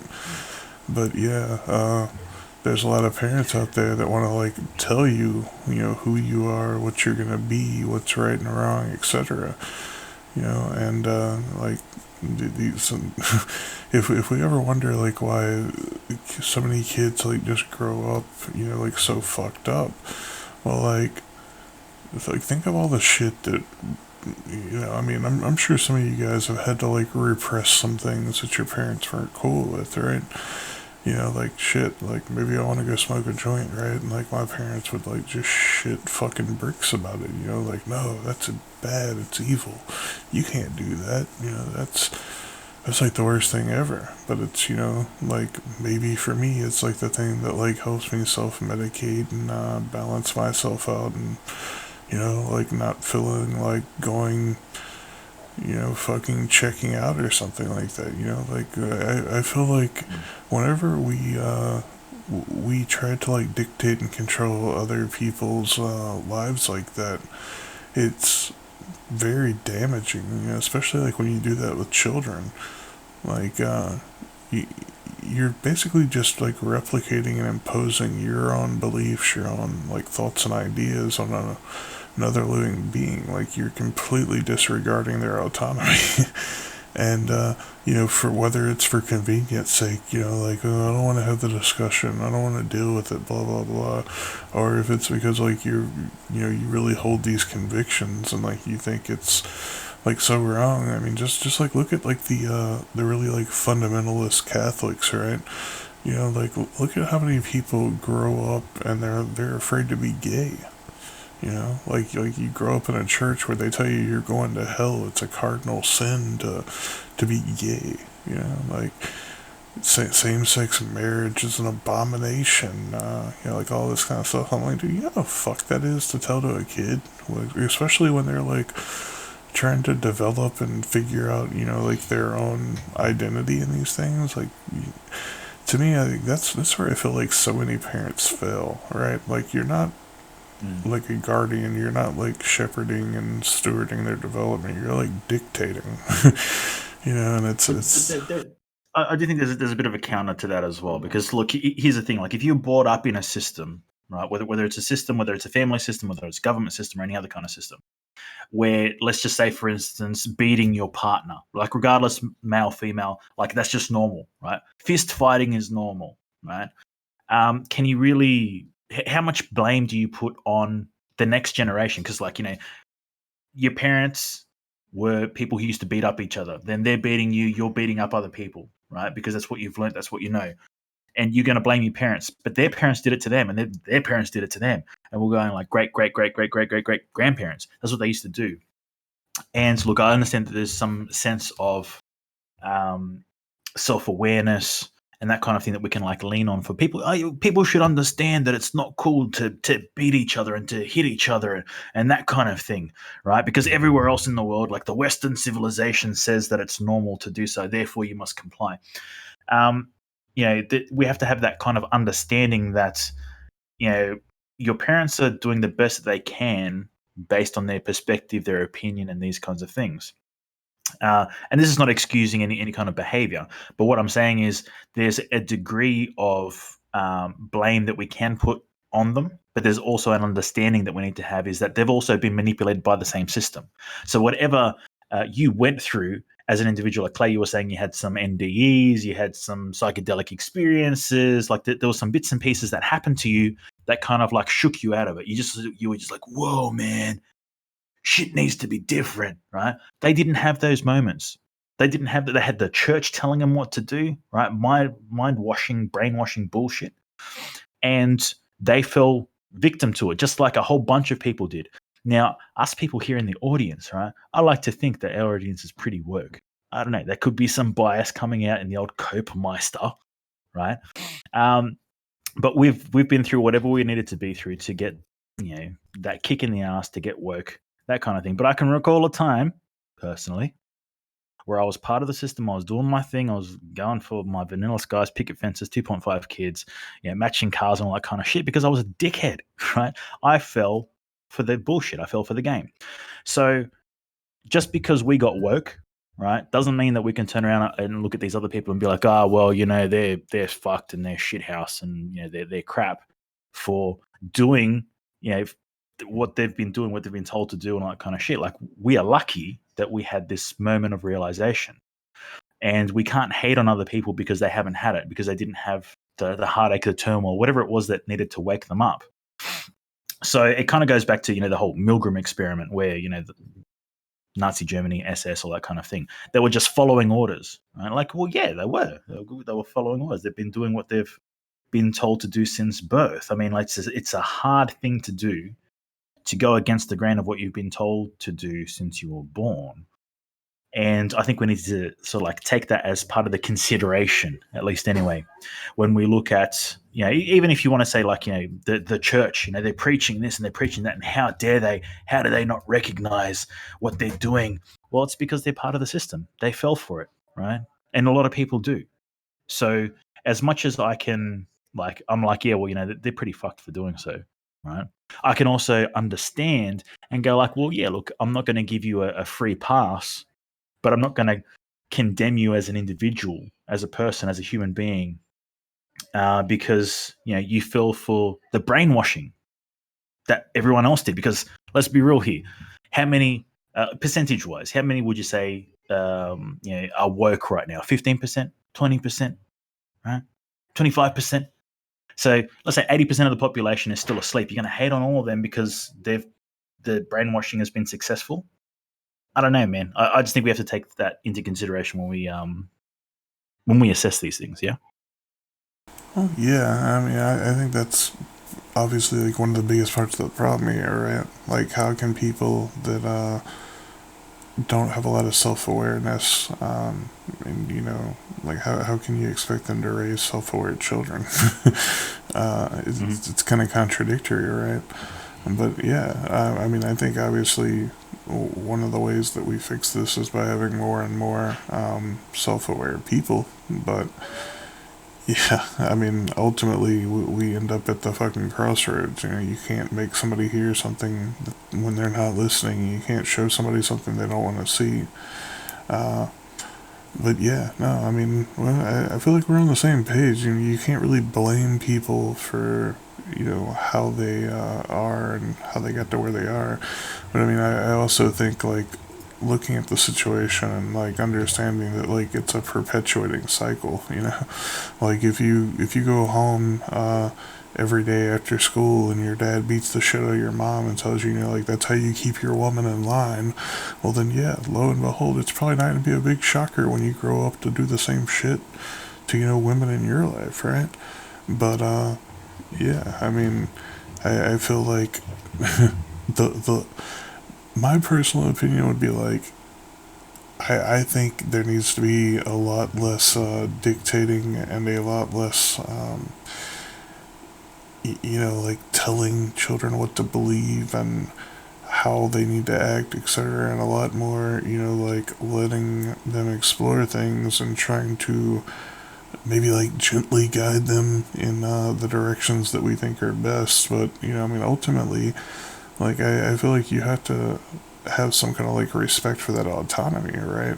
Like if you want to like raise self-aware and like successful children that can think critically and like maybe improve the world in some kind of way. That's yeah. I mean, we could go down in this wormhole all day, but like there's a lot of reasons why, like personally, like I've never felt like this strong urge to reproduce, right? Like I kind of like I look at the current state of the world, and I mean I see the shit that goes on, and do shit like I remember my life growing up and like my interactions with other kids and things like that, and I'm just like, dude, fuck that. Like why would I want to subject another living being to that?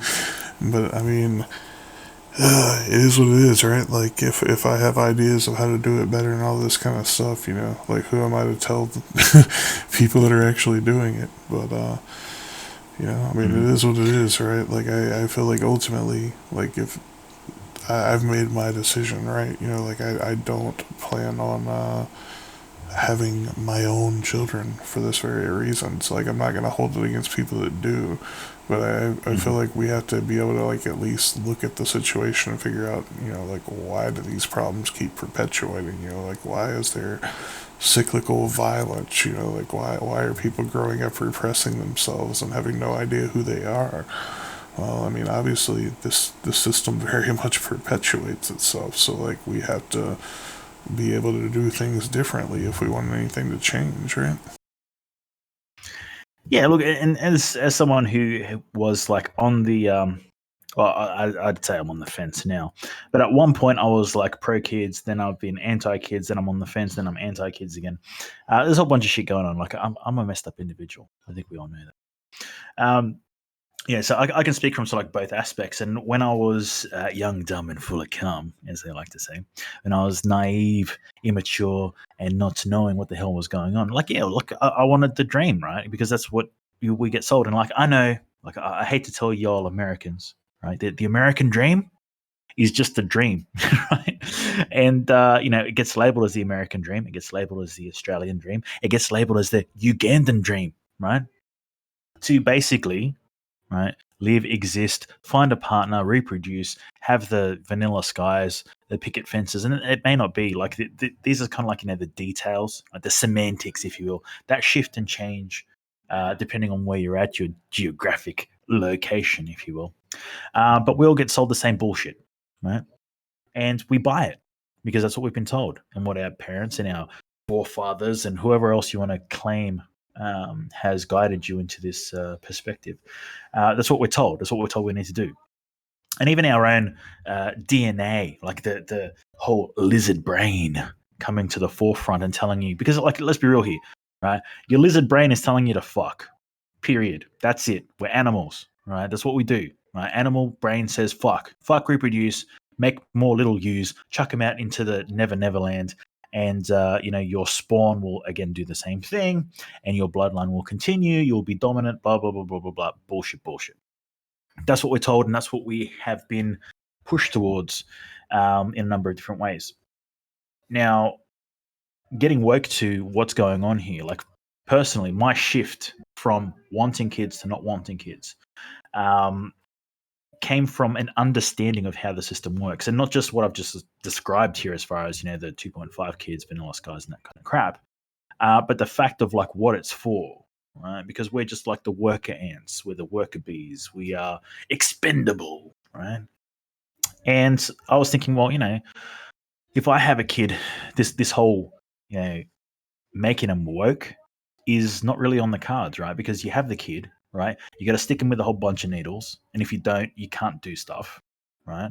Like you can't send them to daycare, you can't claim particular funds. Like this will vary from state to state, country to country, but I'll tell you, in Australia, if you don't have your child completely vaccinated, etc., you don't get paid as much from the government for whatever subsidies that are available.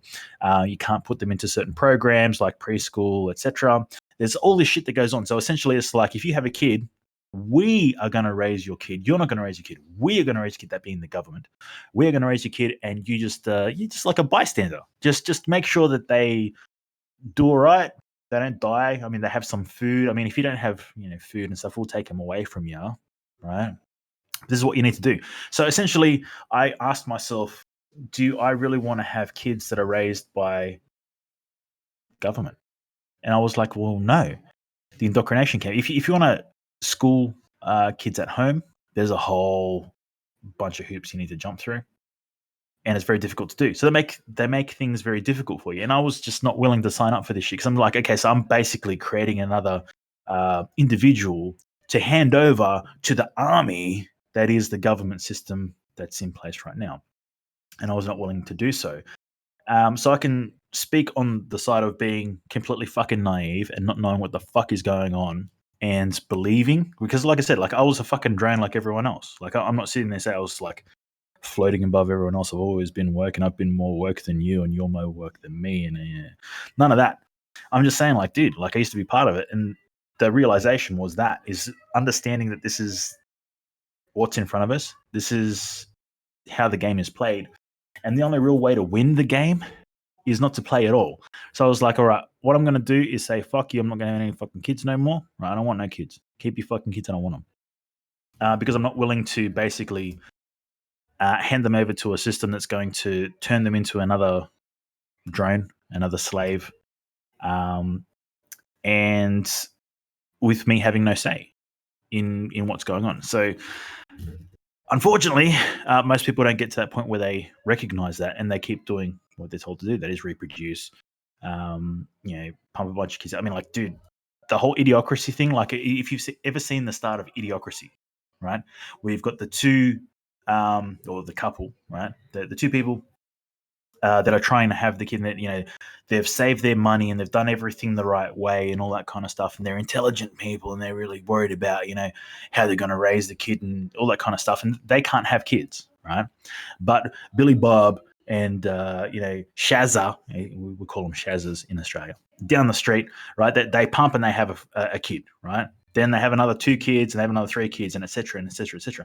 And you find, as lyrics in some songs put forward is that you've been around the world and found that only stupid people are breeding, and it's kind of like the truth, right? Because what they want is these kinds of people that are willing to hand themselves over, not really think about what they're doing. Pleasure principle. They fuck, they reproduce, they create more just other people to join the army, right? And not really question anything, and that is a problem. But how do we combat that? How do we get over that? I don't know, man. I don't really see a means of doing so. Clay. You know what I think we do? I think we blame Swoop. We can't blame Swoop. We need to blame Shane. There's only one person we can blame. That's the path, Izzy. It's a path we need to walk. Yeah, well, maybe we should start blaming Azaria since she's responsible for Shane. Look, I'll be honest with you. I haven't seen Shane in a long time. Very disappointing because I'd like to blame him for a few things, and I'm holding on to him. But I think what we're going to need to do is we're going to have to bypass that, hand the blame to Izzy, and Izzy can hand it to Shane. It's unorthodox, I know, but I think it's what we're going to have to do. Julia, I don't know if we can be friends anymore, Julia. Like you can't just throw out something like that. I mean, there are repercussions for your actions, and that's got to be like hands down the most ignorant thing I've ever read, Julia. Like, how do you hate Star Wars? How dare you? Like, I'm deeply offended. I'm legitimately upset. Like, this is me angry. I'm angry right now, Julia. That's the secret. I'm always angry. I'm an Aussie, mate. Always angry. Oh, don't worry. Like, I strongly dislike Star Trek, so it is what it is. But yeah, here we go again. We're at the end of another episode. We're at episode 90, Cope. Like 10 more episodes, and we're getting into triple digits. Dude, for episode 100, like I don't know, like we gotta do something big. Like maybe. Fuck, I don't know. We gotta think, Cope. We gotta do something big for episode 100. Brainstorm some shit. Maybe we should do like the whole show like high or something. I don't know. Yeah, maybe we can get Joe Rogan to be a guest. I don't know. Maybe push it a little bit hard there. I mean, you can try. The guy hasn't talked to me in a while, but what can? No. What we do is we just mail out like a sheet of LSD to everybody, and then we all go on like a crazy fucking trip for episode 100. Just kidding, guys. We would never mail out drugs. But yeah, so fuck it. Buzzwords, shamalama ding dongs, paths, human conditions. Giddy up, path, beers, gears, aluminium or aluminium, semi or semi. It doesn't really matter, as long as we understand what the fuck we're saying. That's what it all comes down to, as far as I'm concerned. You know what? I feel like this is the first time I've ever heard Cope's background people. Cope, will you tell your background people hello for us? Yeah, I've been trying to tell them to shut up for ages, but what can you do? I mean, like, it is what it is. I'm not in an official studio. We don't have the funds for these kinds of things. I'm sorry. Maybe you should, I guess you should start paying some Patreon or some shit. Fucking do something. We can get ourselves a studio. Well, I mean, like I'm totally like I'm used to hearing like the loud cars revving and stuff like that. This is the first time I've heard other people.